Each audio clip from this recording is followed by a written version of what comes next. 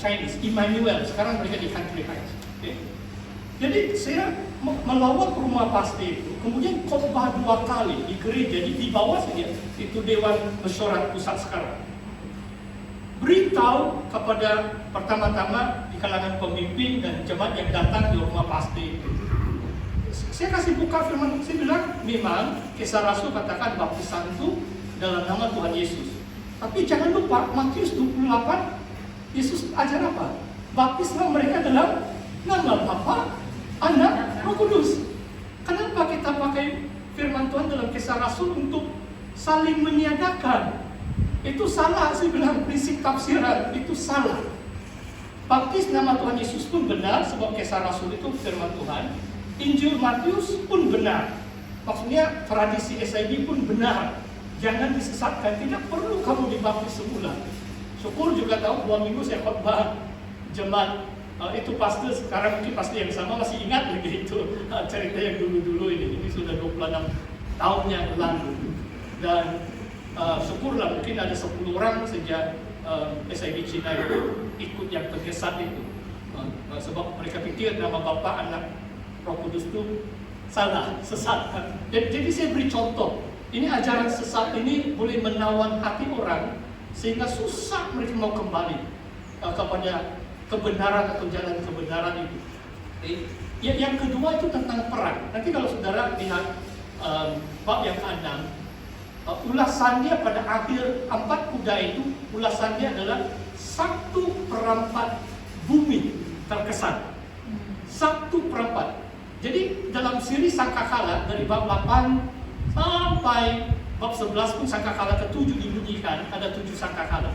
Ada 7 materai, 7 sangkakala, nanti 7 cawan murka Allah.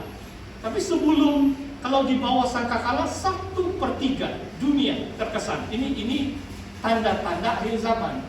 Sekarang coba kamu lihat, kalau peperangan Rusia Ukraina kan, jangan kamu pikir 2 negara saja kan. Eropa 30 negara bersama US lawan Rusia, 30 lebih negara. Di Yemen, di Syria, beberapa negara Afrika sedang konflik bersenjata.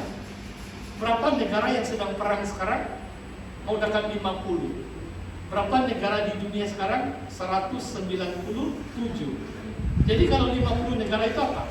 1/4 lah itu. Kenapa itu? Sekarang di dunia sekarang yang sedang dalam kancah peperangan ini, dalam konflik peperangan ini, penggenapan sudah ini 25% bangsa-bangsa. Sebab hampir setiap negara Eropa itu bergabung dengan US, walaupun mungkin sekarang belum sampai yang secara direct, tapi mereka hantar senjata dan itu drone, hantar senjata, itu perang, itu Rusia, bukan bodoh. Jadi mereka selalu katakan, US kamu perang boleh. Presiden Putin sudah berapa kali menggunakan senjata nuklir. Saudara tahu Rusia ada berapa senjata nuklir? Dekat 7.000. Dan saudara tahu berapa senjata nuklir diperlukan untuk menghancurkan dunia? Kalau kota-kota besar mungkin 500. Di seluruh dunia ada 500 kota besar lah. Memang banyak kampung-kampung kiki, syukur juga tidak terlalu besar. Arab tidak akan nuklir. Begini, saya boleh katakan Rusia hanya perlu saja 10%. Rusia hanya lancar saja 600 itu senjata nuklir hancur sudah dulu. Begitu. Dan US sama juga, kalau mereka saling menembak tuh, US pun ada 6.000 senjata nuklir. Ini bukan main-main. Nanti saya percaya dalam siri sangkakala 7 sangkakala memang ada perang nuklir, sebab itu api macam-macam berlaku. Ini akan berlaku ini perang nuklir, tapi bukan sekarang. Kita doakan Tuhan beri masa kita lah.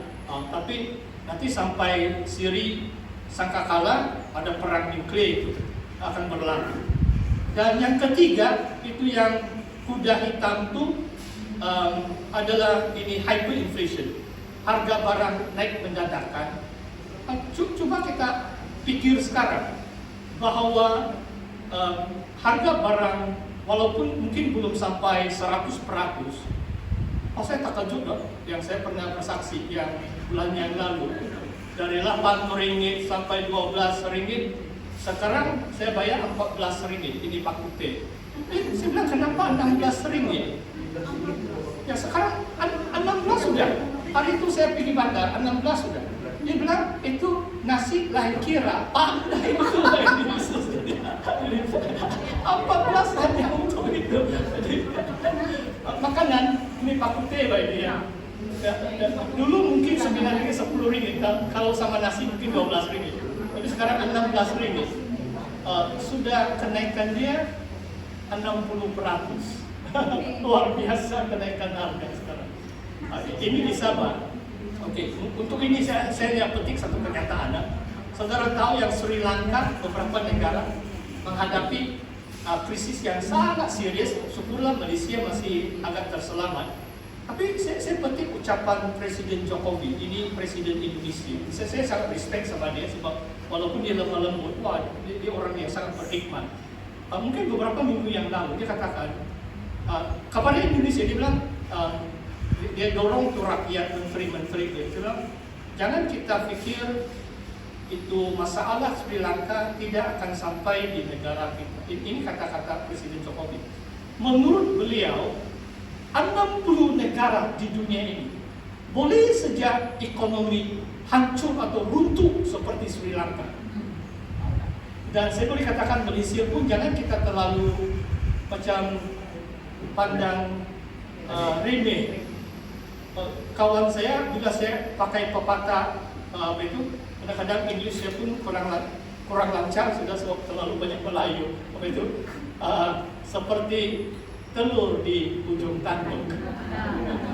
Wah ini paham itu saya punya kawan yang bahasa Inggris dia betul ini tahun ini Malaysia ini silap-silap. Tiba-tiba sekarang ada krisis 6.000 juta ringgit, satu kapal pun belum siap bina, habis itu duit. Saudara tahu, inilah dalam suku kedua bulan April sampai bulan Jun tahun ini di Malaysia, Menteri Keuangan baru umumkan ada penambahan ekonomi 8.9%.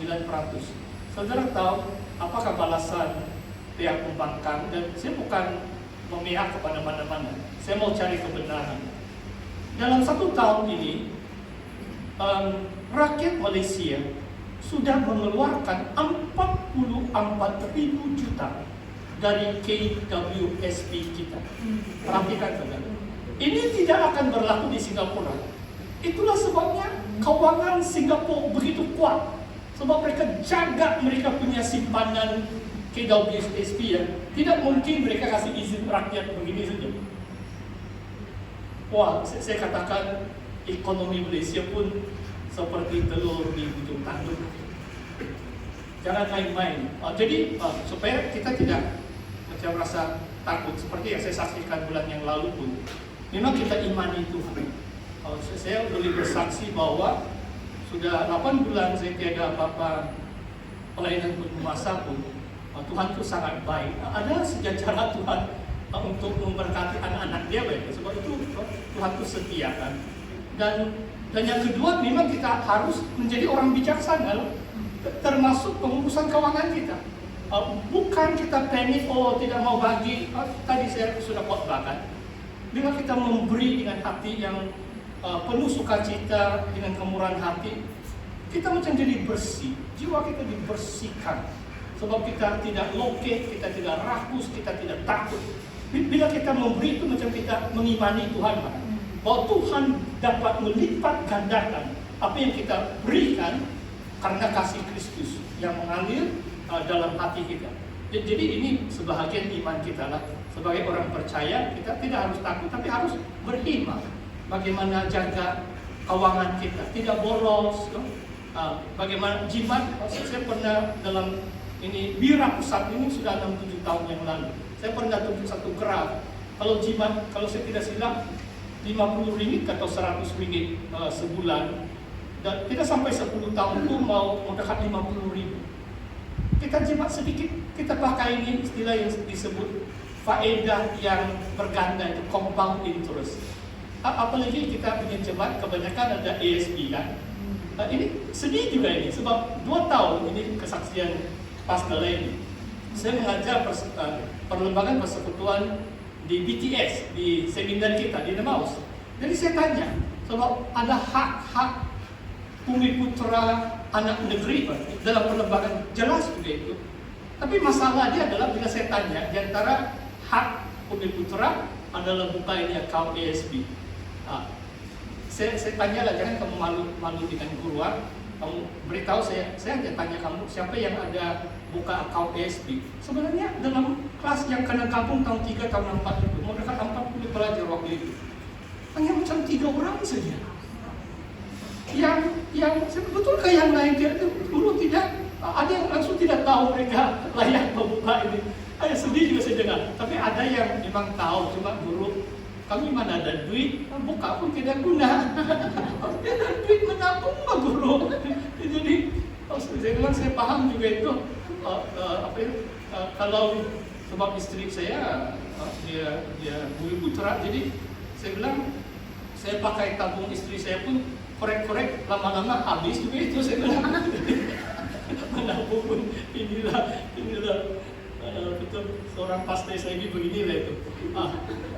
Haleluya. Cuma secara berhima, kalau kita tahu disiplin berjimat, menabung, begitulah itu kan, supaya ada keselamatan di situ. Dan satu ayat dalam kitab Wahyu mengatakan kekayaan itu adalah seperti hikmat, adalah our strength.